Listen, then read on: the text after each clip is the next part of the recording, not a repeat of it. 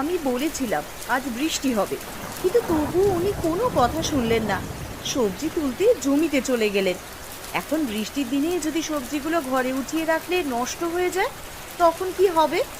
ওগুলো তো তখন আর বিক্রি করাও যাবে না। আজ এই বৃষ্টির দিনে কেই বা হাটে বাজার করতে যাবে?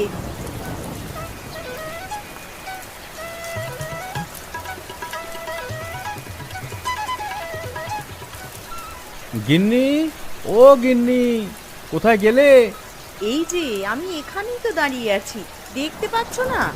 ওহো, তুমি এখানে? আমি মনে করলাম তুমি হয়তো বাড়ির ভেতরে আছো। তোমাকে বারবার বারণ করলাম, ক্ষেত থেকে সবজি তুলো না, তুলো না, আজ বৃষ্টি হবে, কিন্তু তবুও তুমি আমার কোনো কথাই শুনলে না।